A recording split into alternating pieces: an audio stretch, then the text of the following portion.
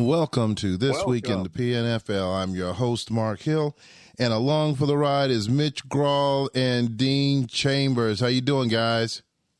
Very good. Yeah, and I saw Mitch was trying to take my intro tag.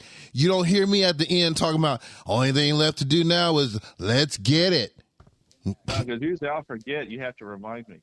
Yeah. Oh, my goodness. Welcome to This Week in the PNFL. Yes, indeed. So I'm battling a little cold over here, so you guys got to forgive me in advance. Trying to deal with that to the best of my ability. But we're going to go ahead and plug on through with the show and get through our show. So we're going to go ahead and do that. Just a reminder that at this time of the year, that crap starts going around again. Yeah, I know. Ugh, not a fan Just of as it. long as it's nothing that's going to keep you out of the next war. That's, Yep. Maybe someday they'll develop a vaccine and we'll be able to take the jab for that too. Yeah. Whatever issues people may have with that, I think a lot of people will take it because you get tired of that sugar water that Pfizer is pumping out there and charging everybody for. There you go. There you go.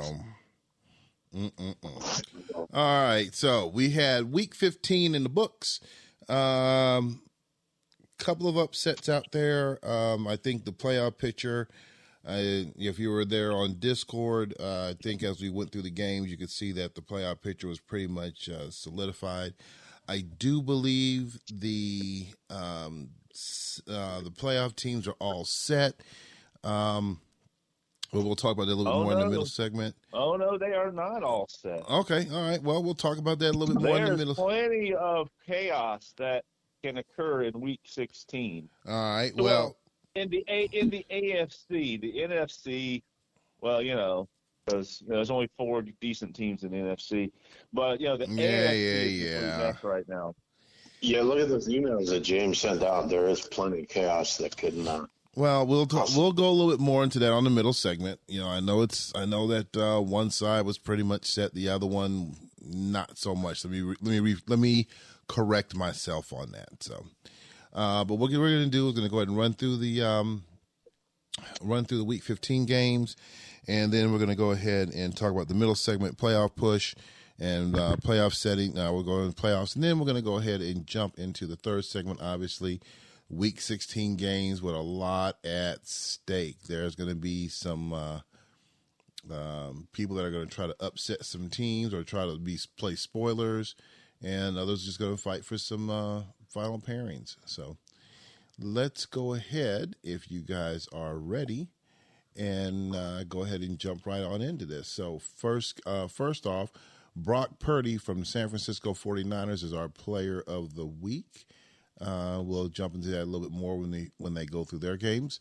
But first game up, we have the Indianapolis Colts taking on the New York Jets. And the Jets took this one 39-27. Mitch. Well, Indy pretty much blew their chance right there. I don't know. Maybe they do technically still have a chance to the playoffs. I can't remember. I know we'll talk about that here in a few minutes. But I know they could potentially finish 9-7, and I know there could be some other 9-7 teams as well. But regardless, they blew their chance. The week before, they had opportunity to beat what should have been an inferior opponent and didn't do it. And this week, a beleaguered Jets team was able to, handle them. Even though the score was not awful, they still handled them pretty well. So maybe next year, Colts. Maybe next year. All right, Dean. Well, the Jets, let's just say, let's not say that because I don't have any alcohol, but they won the game. They ran the ball for 175 yards, and when you do that, Mac Jones is going to be a lot better in the passing game, and he passed for 298 yards. And that offensive balance and effectiveness scored 39 points, and the Colts couldn't couldn't match that, and the defense couldn't slow that down. And that's generally what has been effective many times for the Jets, and it was in this game. So, the Jets are still in the playoffs, even though it's perceived they may not be as good as they have been in the past, but they're headed to the playoffs and winning the division. All right. Next, But may not. That could possibly not be the number one seed. yes, possibly That's not. true. Yep. Next game up, we have the Pittsburgh Steelers hosting Mox and his New England Patriots, and I guess you would call this one an upset, as New England came in and shocked Pittsburgh by the score of 28-21. Dean. Yes, and I called for this upset. I may not always pick games as right as often as you two do, but I called for this upset, and you were both saying, Pittsburgh is going to, do whatever. And New England played a pretty solid game, and Moss got fixed some of those profile issues that Rich took him to task for on Discord on Friday night, and Patriots ran for over 100 yards and passed for 234 yards and had some pretty good balance on offense, and played good enough defense to win the game, and they pulled off the upset. All right, Mitch. Yeah, special teams for New England really helped them out a lot.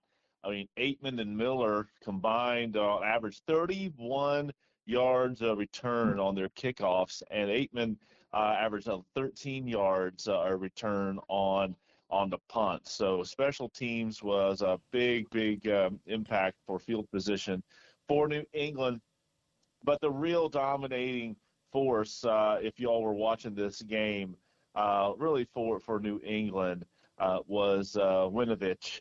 Winovich on defense, yeah, he only had one tackle, but his presence alone, I think, rattled, Trevor Lawrence and kept, maybe kept things just a little bit under the radar where we expect them to be. So nice job to Winovich and the Patriots. You sure it wasn't Burst who was more dominant in the game? No, it was Winovich. If you go back and watch the game frame by frame and just follow Winovich, absolute presence was felt all game long. All right. Next game up, we have the LA Chargers taking on Jacksonville. And,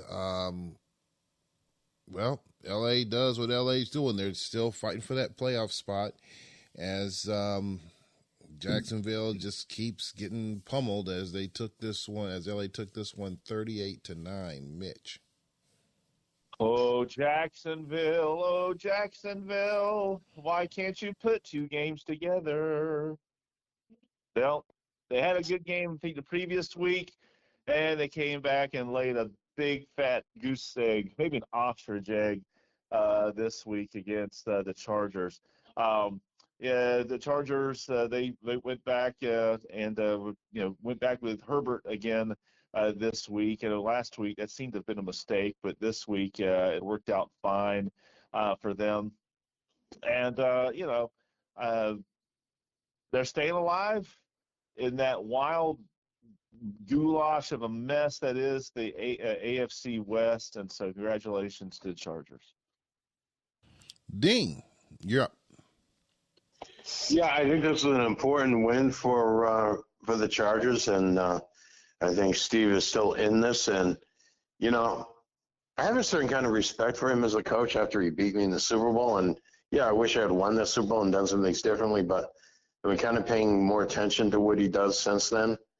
And it's interesting. He kind of does things his own way and finds a way to make it competitive. And it's interesting to see what he does. And we're about to start the season in the other league where he's active there, and I look forward to him doing some interesting things there too. So, this was a pretty solid win. He got some good play out of Justin Herbert, a quarterback who was the player of the week, and in part due to throwing 3 touchdown passes and managing to not throw any interceptions, and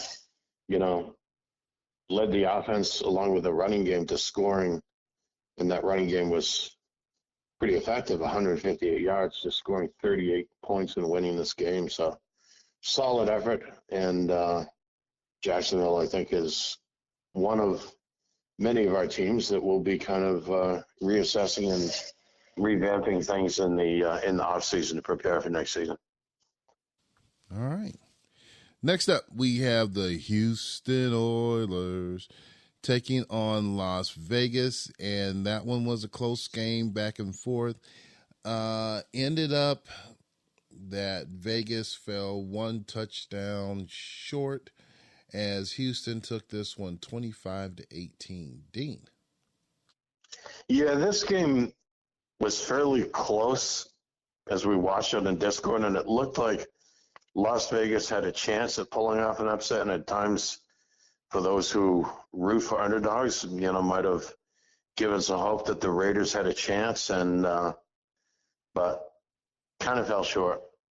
And this is a game like my game against Philadelphia, where the teams that maybe some of us are counting out can at times pull off upsets, and maybe we need to look at these games and see what we did right and see what we did wrong, and look to trying to do better next season. All right, Mitch. Oh boy, here we go. Oh my goodness. Sorry that you guys had to hear this. You know he's going to get us hit with a copyright. You know that, right? We're in the air, we're on the ground, always in control. And when you say the order, you're talking to purple, because we're the Houston. Oh my goodness, guys. This show, the show might be coming to an end. We may get hit with a cease and desist or something like that for copyright infringement. Oh well. Y'all were sitting there hoping that Las Vegas was going to pull off that upset after watching that Pittsburgh game, and I think the Denver game. I can't remember. Everybody was losing, and y'all are like, "Oh, Las Vegas scores a touchdown with under 2 minutes to go to take the lead," and all y'all are happy. Nobody wants to play the Oilers right now, and we showed you why. We just turned that thing around, took it back down the field, put it in the end zone, and walked away with that victory. 8 in a row, knocking on the door of that division title, maybe even the number 1 seed if we get a little bit of help this week. After Houston was, declared dead at 2-5.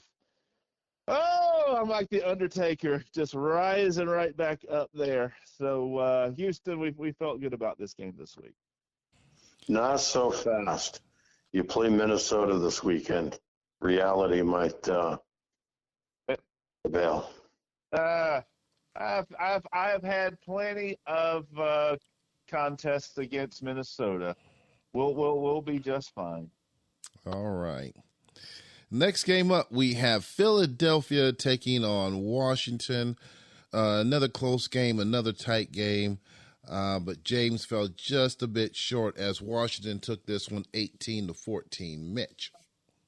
Well, Philadelphia went against a good defense, and that one-sided approach of offense that Philadelphia tends to kind of alternate from game to game didn't work out for them. When they went against a good pass defensive team, they gave up 331 yards to Detroit, but nothing big. 2 picks, 53% completion. Well, when that's all you do, put them all. But Jerry continues to grind out some wins.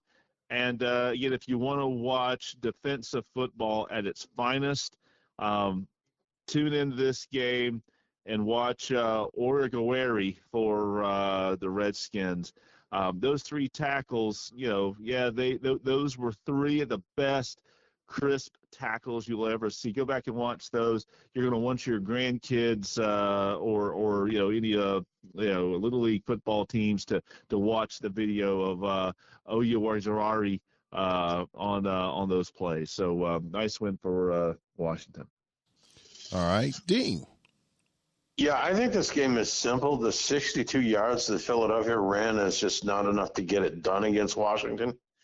I think the running game for the Eagles needed to be a bit more effective, and if it had been so, a little bit more balanced, they probably would have scored enough to beat Washington, but that didn't happen. So I'm sure that's something that James will be taking a look at and preparing to do better in that area going into his game this weekend as well as postseason. All right. Next game up, we have the San Francisco 49ers taking on the New York Giants. I'm pretty sure you guys would agree that Sean's already starting to make plans for next season, as Charlie and the Niners took this one 41-10. Dean.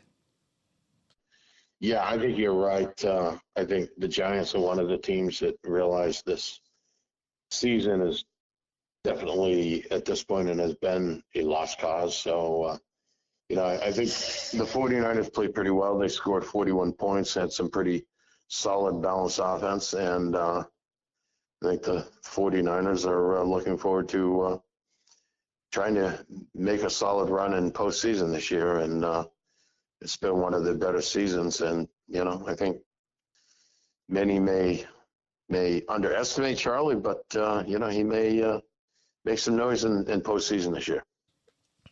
All right, Mitch. Well, number one, I don't think the Giants just now started realizing that the 2045 season was over. I think they didn't even start the season. So that's just one man's opinion. But this is a game, and this season for San Francisco is a wonderful testament to why you can basically draft whoever you want, and as long as you actually prepare and coach and set up good PPPs, the stats and the numbers are all going to be there because you've got San Francisco, who has benched Joe Burrow, who, at least by my calculation, is the number one overall rated actual quarterback based on actuals in the league, number 3 in potentials.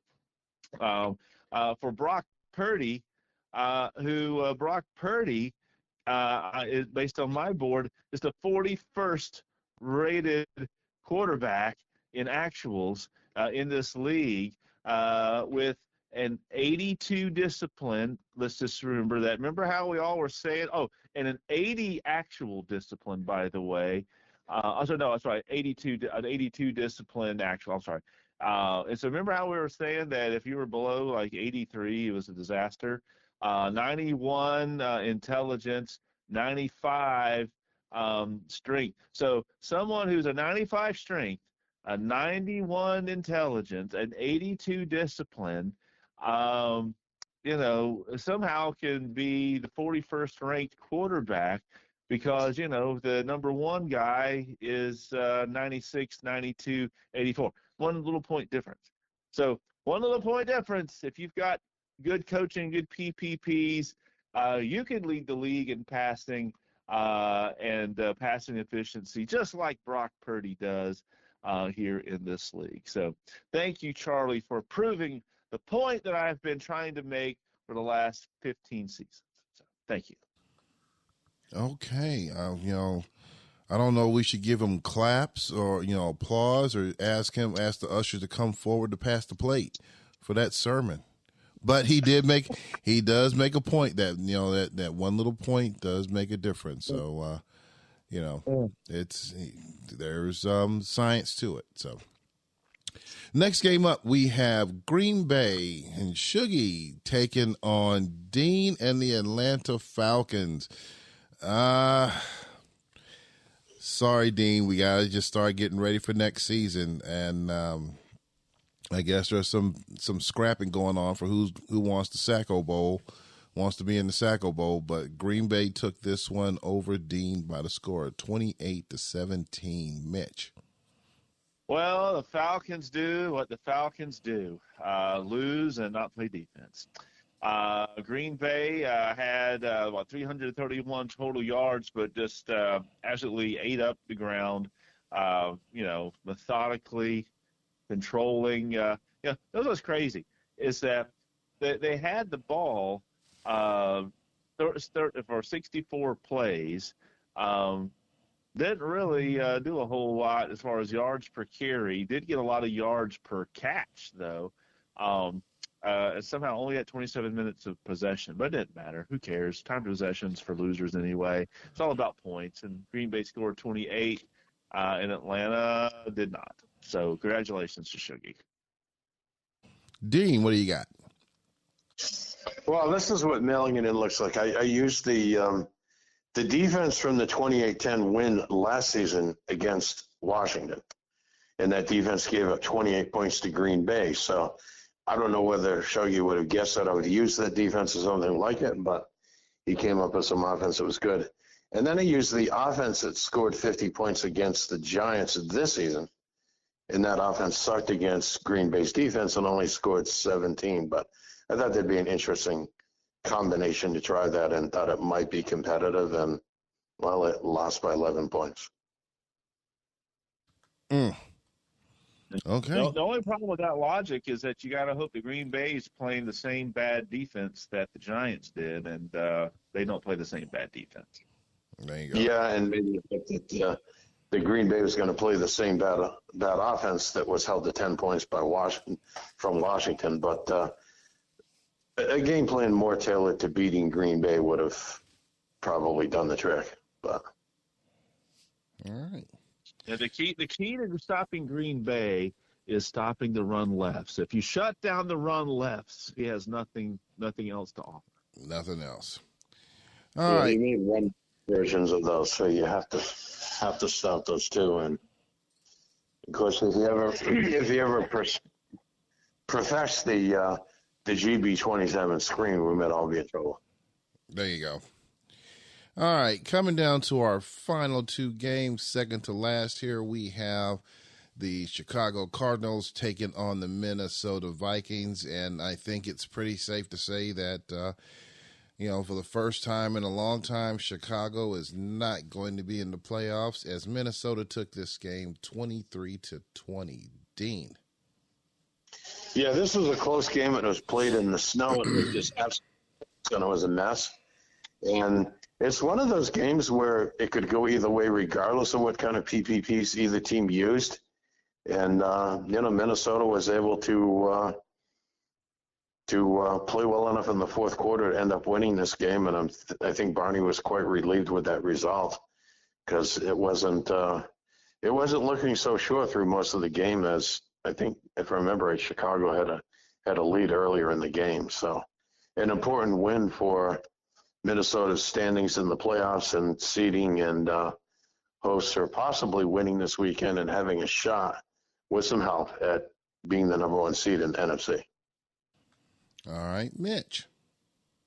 The best active coach in the PNFL, as described by James Bloomer, Barney was able to squeak out this win. And I just want to point out the real player of the game. It's not Drew Lock. Drew Lock, it was okay. Skiba. That is who the player of the game should be. The kicker for Minnesota, leaving the warm confines of the Metrodome, going into the snow, as Dean pointed out, and out kicking Rauerwasser 3 out of 3 to 0 for 1. That 0 for 1 is the difference between overtime, which I think Minnesota pretty much lives in overtime games this year.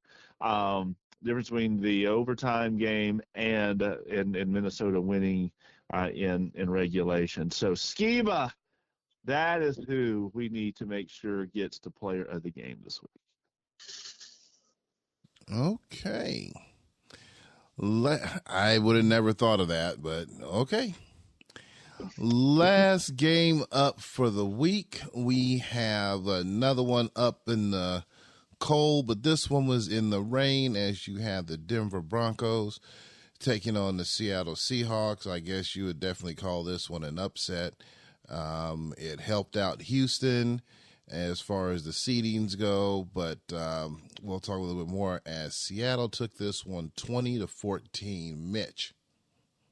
Well, I will tell you what, Houston, the city of Houston, the mayor, want to thank the Seattle team and for what they did to completely derail Denver in this game. Two big things that stood out to me, two big ones. 93 yards of return yards for interceptions by Seattle. Joseph and Rakestraw, two big interceptions. One return for 63 yards, one return for 30. I mean, that's an entire field flipped on those two interceptions, giving the Poultry, Seattle offense a chance to score some actual touchdowns, which they did. And that is what gave them that edge in this game. So congratulations to Seattle for squeaking through and giving Denver a pain in the rear end going into Week 16. All right, Dean. I'm thinking, Mark, if this creative commentary on these games is effective and popular, you and I may have to head up Mox for some of that mushroom pizza, and maybe he'll hook us up, because apparently it's good stuff, apparently. Clearly it is. Clearly. So what do you – go ahead. Yeah, I'm not sure what Denver did in preparing for this game, but, Seattle definitely did find a way to upset them in this game, and the stats are pretty close, and turnovers were a problem for Denver. They had 4 turnovers to Seattle's 1, 2 fumbles that were lost, 2 interceptions, and Seattle had just 1 interception and played some pretty good offense, and was enough to win 20-14, and that's not going to be very helpful in Denver, both preparing, to finish the season and hope, because they're not guaranteed of making the playoffs. They probably will, but, if you read that email that James sent out, there's scenarios where any one of those 4 teams in the AFC West could miss the playoffs, because it's clear that the Jets will get in, and although Indianapolis has a chance, they need a lot of help, it's probably more likely that there'll be 3 playoff teams in the AFC West, and which 3 of those 4 is to be determined this weekend. So this loss doesn't help Denver. I think if Denver had won this game, they'd be in much better position right now. Let's put it that way. Yeah, on that I would agree. Also, definitely it kind of threw some things out there. Actually, as we go into the second segment, well, you know what? Let's just go ahead and pivot over to it right now. Which is looking at the standings right now. I'll start off. Houston right now, because of that loss by Denver, has propelled Houston into the number 1 spot in the AFC West, followed by Denver. So, but we'll do a quick run through over on the AFC side. In the East, you have the Jets at 11-4, Indianapolis at 8-7, New England at 6-9, Jacksonville at 4-11. Over in the West, as I just mentioned, you have Houston at 10-5, Denver at 10-5, Pittsburgh at 9-6, Los Angeles at 9-6, and Vegas at 2-13. Over on the NFC side, you have Philly and Washington both tied at 12-3. And in a big reversal, you have Atlanta at 2-13 and the New York Giants at 1-14. Over on the West, you have Minnesota at 12-3, San Francisco 10-5, Chicago 7-8, Seattle at 6-9, Green Bay at 4-11. So we're going to go ahead and have you guys jump in there and give me your input on the standings, the seedings for playoffs. We're going to start this segment off with Dean. Yeah, I think I guess I'll look at the NFC first for a minute. With Philadelphia and Washington both tied as far as who wins the division, if one wins and one loses, then obviously that settles that pretty easily. And given that Philadelphia is playing the Giants this weekend, although I don't know, Washington plays my team this weekend, so you could say they both could finish theoretically 13-3, and I believe, if I remember right, I believe Philadelphia does have the tiebreaker between them. And then Minnesota, I believe if they all win out, Minnesota is the top seed, and Philadelphia would be second. I think that's how the tiebreakers shake out. Minnesota does have a tougher game this weekend, but Minnesota can do pretty well against those lesser and AFC teams. Let's put it that way. San Francisco is definitely the fourth seed, and those three teams all want to win this weekend and hope that they draw the matchup against San Francisco, thinking that they're going to win. But I don't think we should underestimate Charlie. He might surprise us in the first round of postseason. As far as the AFC East, the Jets are in. Indianapolis mathematically has a chance, but it's not very likely. They need a lot of help to do that. I mean, they would need to win and then need either tiebreakers or Pittsburgh and Los Angeles losing a game. And it's more likely that four of those four AFC West teams that are in this, with the Raiders being eliminated, three of them are going to make it, and it's anyone's guess as to which three will make it. But my guess is that Denver and Pittsburgh are probably going to, well, I'm not sure about Pittsburgh, but between Denver, Pittsburgh, and LA, if two of those three teams win and Houston loses, then at least two of those three will be in, but it remains to be seen. It's a complicated picture.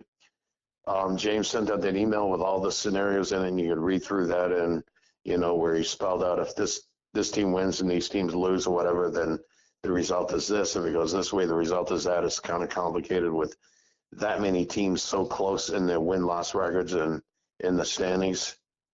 So it makes for a number of important and exciting games this weekend between teams that are either in the playoffs and need wins for certain playoff seedings, or the teams that are not in the playoffs, but they're playing playoff teams. And as Mark likes to say, misery loves company, and a lot of those teams are going to want to knock someone off just to cause a little chaos in the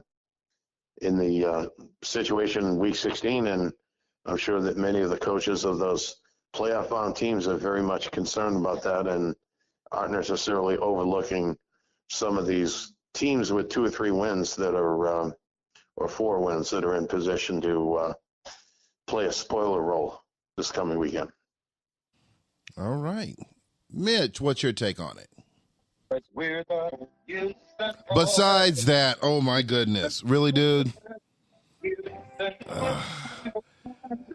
You guys, you're gonna lose your. If we get a cease and desist letter, I'm gonna have to read it out to you guys. He's gonna get us shut down.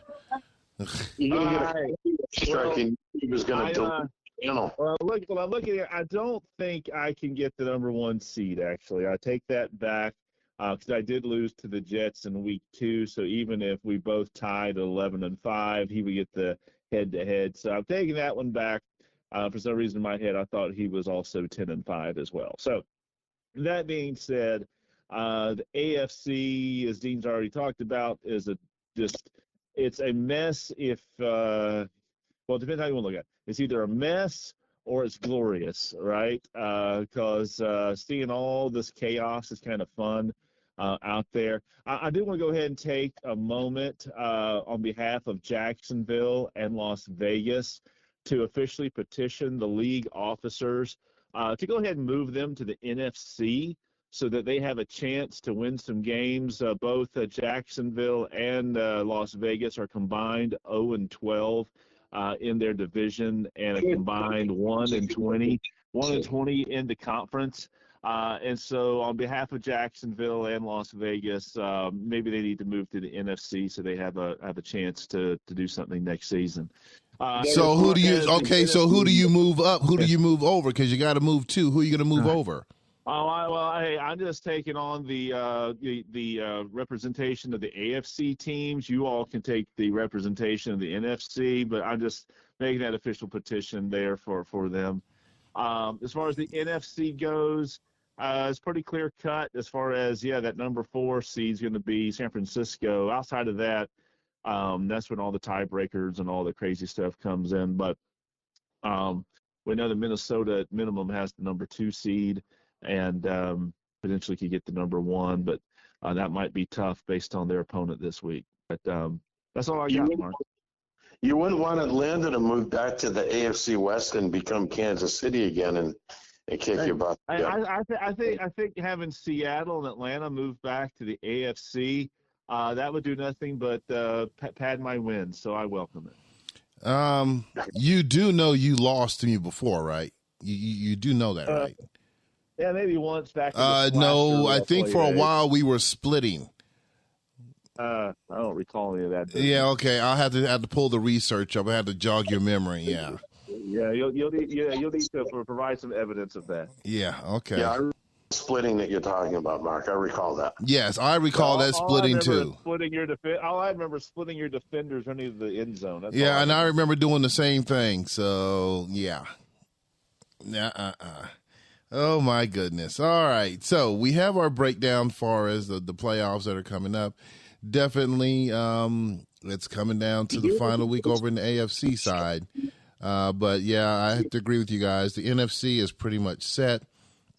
Let's see who's going to be fighting for the Sacco Bowl. I'd say the Giants and Vegas with the 2 low teams right there at 1-14 and 2-13. So they definitely have a lot of work to do.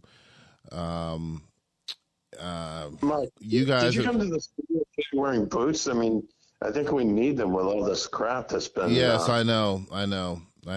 Good. Now, you guys have pretty much talked about your teams, and I pretty much kept my team kind of.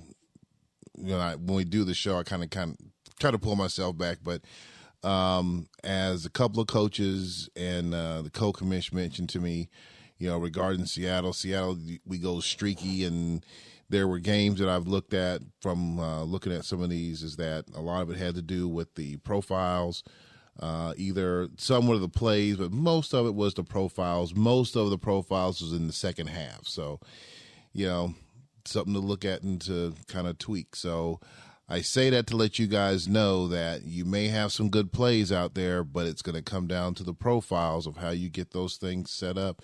And I think Mitch, with the role that he's on at the top echelon, he would agree it comes down to, or at least I would think he would agree, when it comes to like 5 minutes or less, or definitely within the 2 minute, when you run that 2 minute game, you have to make sure you have your profile set up properly, when to stop the clock on offense and for defense. If you have the lead, take the kneel down. I think Mitch said, don't be trying to run a razzle-dazzle pass inside your 5-yard line. So, those type of things to look at. So for the teams that aren't making it to the playoffs and you're going to be around next season, now's the time to start looking at it and just cleaning those things up. You have plenty of time to just try to find a way to look at those. And if you run multiple profiles, just take a look at those and just kind of tweak those things out. Would you agree?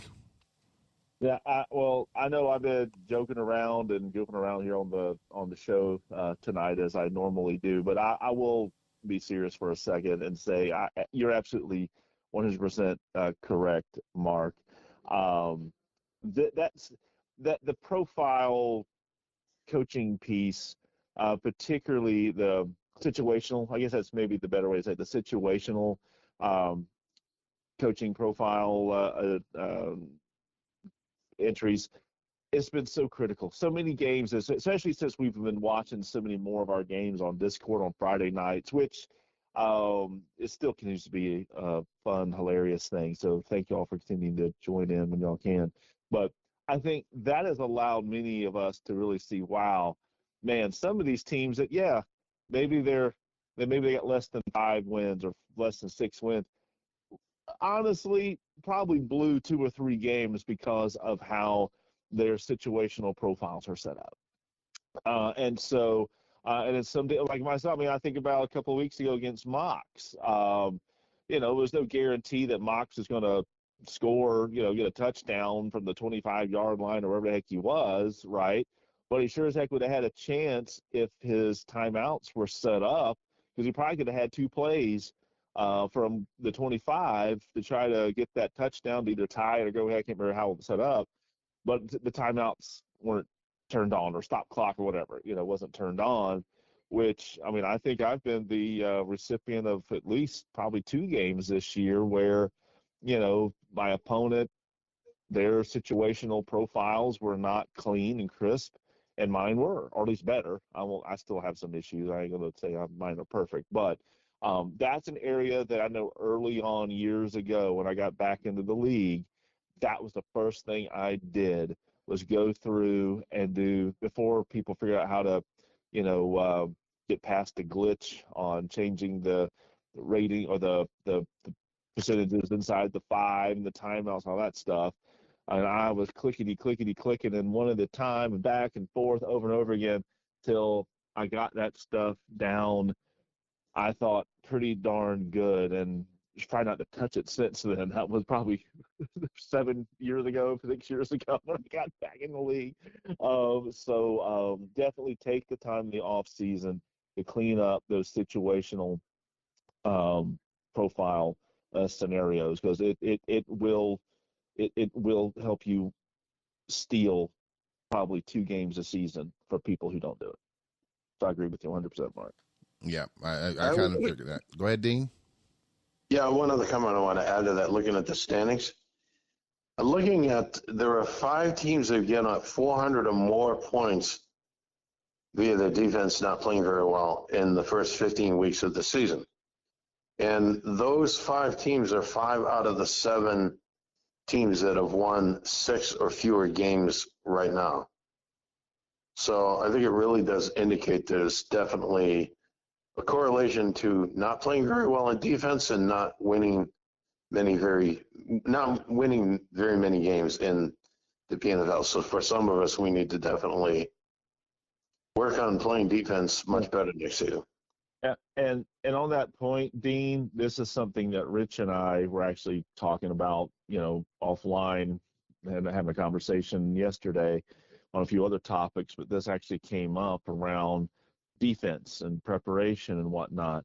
And, he and I had a little bit of a disagreement on it, but for the most part, we did agree on how preparing with defensively, at least on first and second downs against an offense, should be fairly straightforward because of the restrictions that offenses have in their first and second down play call categories, right? Because if I'm a defensive coordinator, I know that on first and 10, the offense is going to call one of 3 plays: a run middle, a pass short, or a pass medium. A pass medium left, or a pass medium short left. And so I know it's going to be one of those 3 that are coming at me. And then on the second down, it's going to be a pass short medium, a pass medium, or that the run's a little bit more different on. Yeah, not so.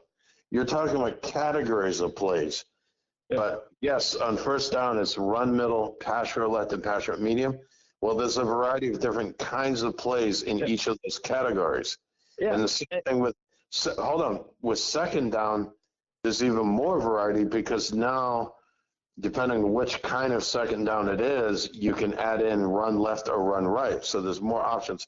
So it's not so easy to say, well, we should be able to defend it better, because there's still a wide variety. I mean, it's wide open. Those are the most populous, most populated categories of lots of places. Now, I am curious, though. You said that you and Rich disagreed on part of that. What did you 2 disagree on? Well, he thinks that preparing offensively is easier to score points, where I think it's easier to prepare on defense. And you're right. There are some different play pieces to it, but you're still pretty much restricted down to a few categories.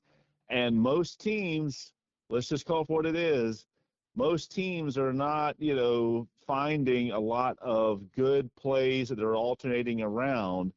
And so some of these teams that are getting destroyed every week or lose year after year, if they just spend a little bit more time actually scouting and preparing the types of plays their opponents are running on first, second down, I would feel very confident that they could reduce that scoring output of their opponent by at least 100 points. I almost guarantee it. The flip side of that is we have 3 teams right now that are over 400 points in offense, and there's probably a reason for that. Now, granted, we do have Philadelphia at 398, San Francisco at 382, so there's a couple that are close. But we only have 3 teams that are at that 400 points of offense scored. The Jets are leading with 476. So apparently the Jets have found some plays that are effective and a variety of plays that are effective against defenses that they've scored 476 points. So, or is it that they played New England and Jacksonville and Indianapolis, 6 times? Well, that's played Las Vegas, right? Which is the chicken or the egg? Yeah, that's the cynical point of view. But how do you explain Washington? What you're going to talk about the Falcons and Giants? When I say Washington scored 420 points and Philadelphia scored 398. But how about Minnesota scoring 405? Or are you just going to say they're just flat out very good on offense? Well, Minnesota did play Atlanta, New York, and then Green Bay this year. Once. So. They played Atlanta once. Yeah, didn't they score 100 points against you guys? No, not 100. Ouch. We haven't had any 100-point games in. I believe the highest we've had was maybe, I don't know, was there a 60-point game this season? I know there was a 52-point game that one of the league's defenses that has given up a lot of points gave up. It's interesting that the Giants only 11 points away from giving up 500 points this year. And, Atlanta, who do you play this week? Atlanta plays Washington. So, it's possible they could score 33. Probably not. They don't, maybe. But we could have, a couple of 500-point defenses this year. We're probably going to have one 500-point defense at least. Maybe 2. Depending on whether that game is a scoring game or a low-scoring game. I mean, Washington could win like 33-28, or they could win like 24-20. Or 10-6. There you go. Yeah, they can do that too. All right, what we're going to do now, since you guys already bringing up this week's games coming up for Week 16, we're going to pivot over to Week 16 games. Final week of the regular season, and as I look here, I see 3 games with the spread over 10 points. Everything else is either from 4.5 to 9.5. So we're going to go ahead and jump through this one last time in the regular season for 2045. So first game up, we have the Denver Broncos hosting the Indianapolis Colts. Rich Sporting Books is giving the Broncos 8.5. Mitch. I am going to go with Denver because they have something really to play for here. So I'm going with Denver. All right. Dean. Yeah, I not only agree with that, but not only does Denver have anything to play for, and I think the Colts are kind of on the wrong side of the momentum at this point in direction that their team is going in.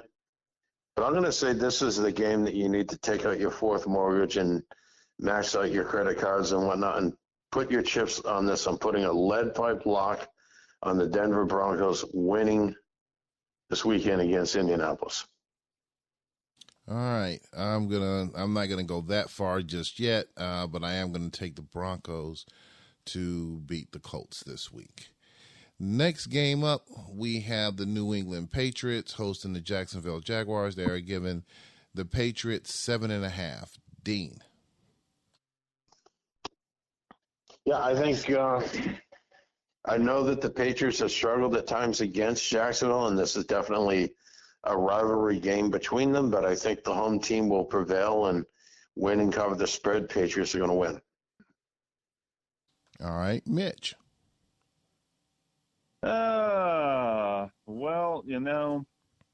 I'm so busy preparing, for my game. It's hard to think about New England and Jacksonville, but I'm going to go with New England because Jacksonville uh, doesn't play very well, and they're 0-5 in the division, and I think they're going to try to get to that perfect winless divisional record. So I'm going with New England.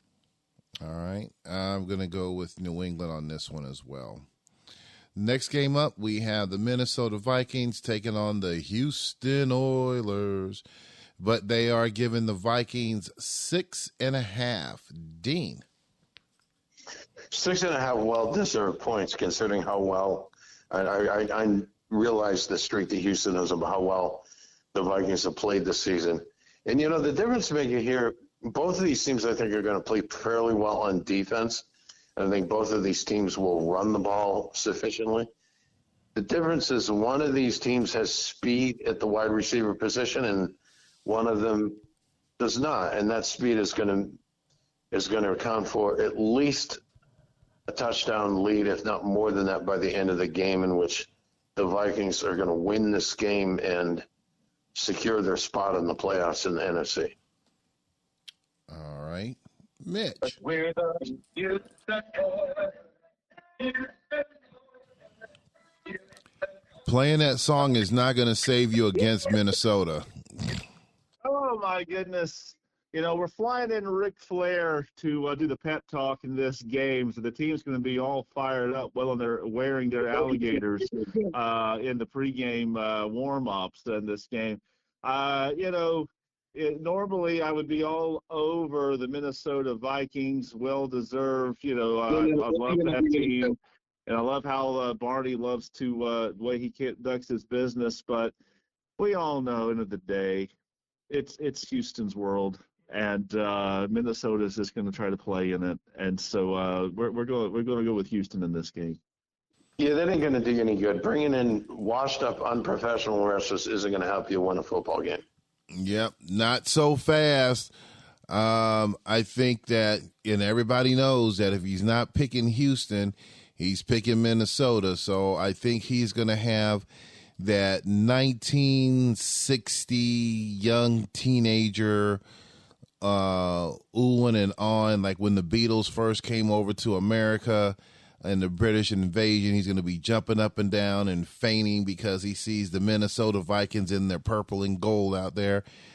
He's going to be finding it hard to put on the Houston Oilers jersey. He'll probably have his cheerleading outfit with his pom-poms for the Vikings. So with all of that being said, I'm going to say take out that third or fourth mortgage, credit cards, firstborn, go down to Vegas, put them all up on the, bet them all. I'm going to take the Vikings over the Oilers because I think even though Mitch is going to be fighting for a playoff spot, for seeding purposes, I think he's going to be awestruck and will come up just a bit short against the Vikings. Because he is a Vikings fanboy for that one, so just a little kneel at him. Those of you out there shouldn't get caught up in the Paul McCartney is dead conspiracy theory and wear your tinfoil hat, because I'll tell you that Barney is alive and well, and he's going to coach his team to a victory this weekend, and it's going to be very different. Yep. Next game up, we have the New York Jets taking on the Pittsburgh Steelers. They are giving the Jets 4.5. Mitch. I'm going to take Pittsburgh, and because Pittsburgh, I think, is better than New York right now, and they're going to win. All right. Dean. Yeah, Pittsburgh needs to win, and they certainly want to make sure they get into postseason. They'll beat the Jets. I mean, the Jets will try hard, but Pittsburgh will get the job done. Okay. I will go against the grain for normally picking the Jets. I'm going to take Pittsburgh this week because they're definitely fighting for a spot, and they are desperate for one. So, next game up, we have the Las Vegas Raiders hosting the Chargers. They are giving the Chargers 10.5. Mitch. I am going to go with the Chargers because Las Vegas is terrible. All right, Dean. Yeah, I think Steve will have his team playing well this weekend and win. Chargers will win. All right, I concur with you guys. We're going to go with the Chargers as well. Next game up, we have the Atlanta Falcons hosting the Washington Redskins. They are giving the Redskins 13.5. Mitch. All right, this is one here where I'm going to put the lead pipe lock on this game, but it's only going to count not just for the win by Washington, because I think Washington will win this game, but now that we've looked at this defensive scoring, I'm putting the lead pipe lock that Washington will get those 33 points and move Atlanta's defense to a 500-point defense. So that's my lead pipe lock this week. Ouch. Dean. So fast, my friend. I think when Jerry and the Redskins come into the stadium and we're playing Dirty Deeds Done Dirt Cheap by AC/DC, I think Jerry's going to have a little indigestion and be worried about this game. So we're gonna have some tricks with him. And the only dirty deeds that are going to happen in that stadium is Washington pounding on the Atlanta defense. Well, I guess you need to stay tuned for Friday night, and you'll see. Okay, there you go. There goes that trash talking. Sorry, I'm going to take Washington on this one. I don't think it's not going to be by 13.5, though, but I am taking Washington for the win.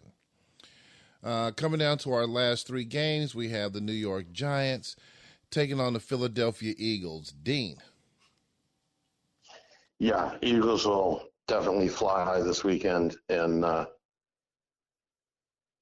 think it's very likely they're going to not just win but cover that spread. All right, Mitch.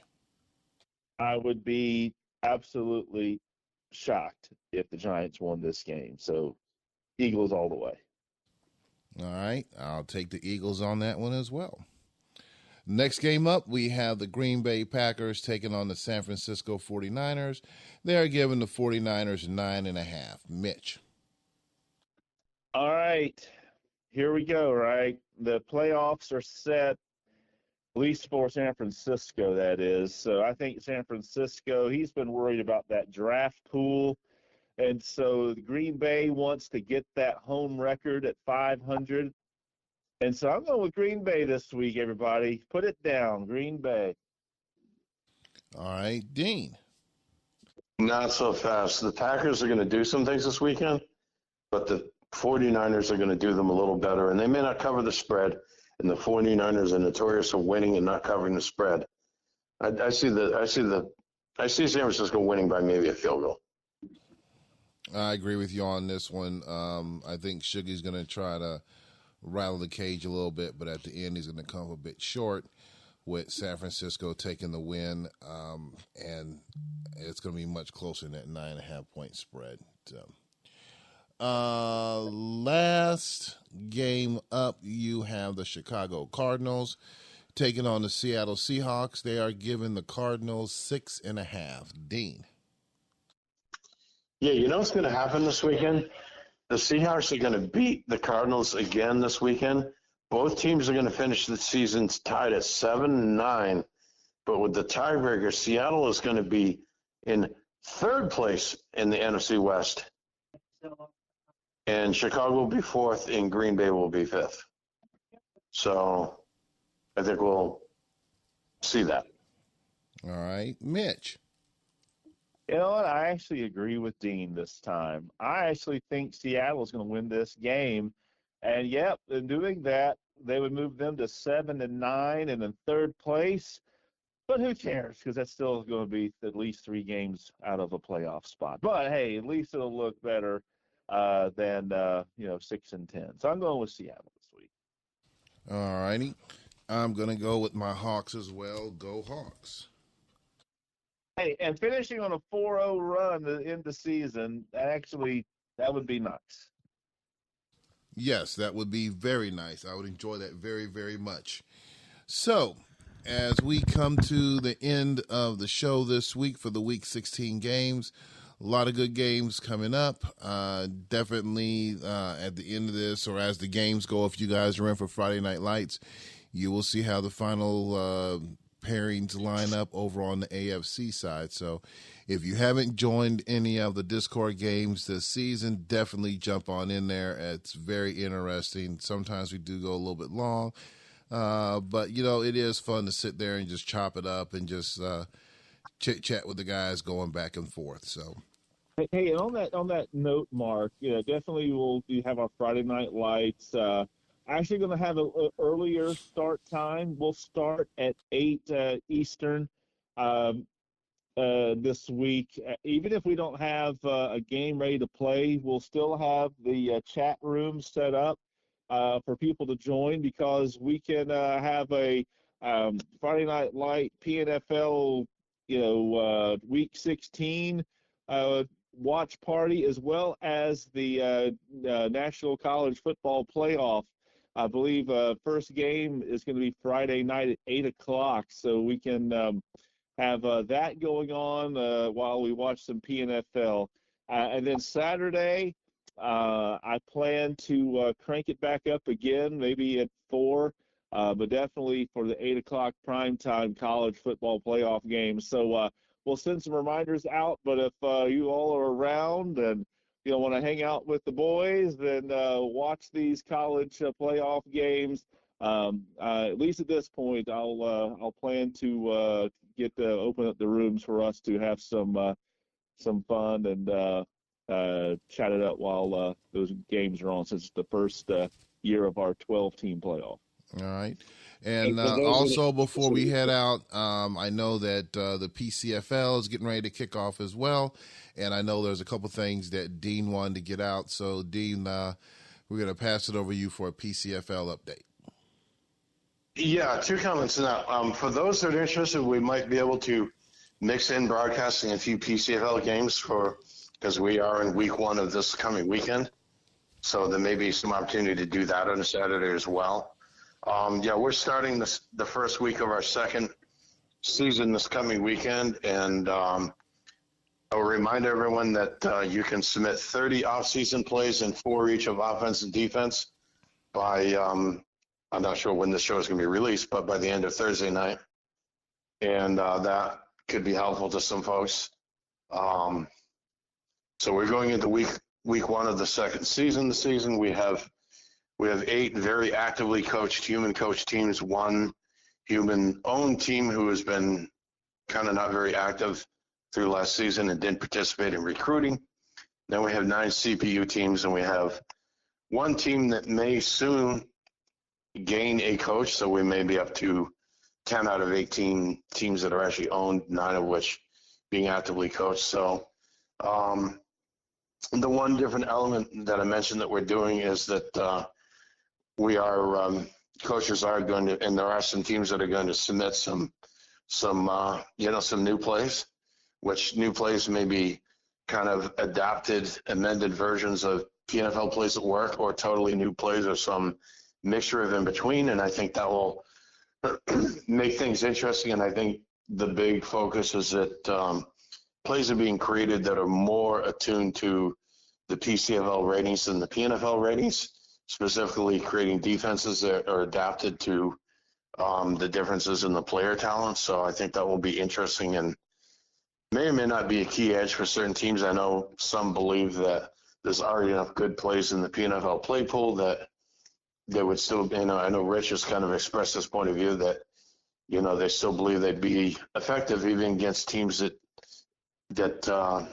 create a lot of new custom plays. So I think it'll be interesting to see how it goes. And for the 8 of us teams that actively participated in recruiting, we have some pretty good, to the degree that some of those players will play and some of them will. We have some pretty exciting new players that will be added to some of our rosters that will be featured in some of our games. So, and I'll just, for those who are interested, I would say, for those in the PNFL that don't currently have a PCFL team, I would urge them to continue to seriously consider adopting one of them and coaching one of them, because it's a good way to stay in the game, stay active during the long PNFL off season. That most of the PCFL season will be played during the PNFL off season. So I'll just make the pitch on that basis. All right. All right. Well, he got all that in there, so I guess as we go around the table one last time, I guess that's pretty much everything you have. If you want to add some anything else regarding the PNFL before we close up shop for this week? No, just good luck to everyone in their games this weekend, and good luck in postseason. All right. Mitch, any final words for you take us home? I think the only thing left now is let's get it.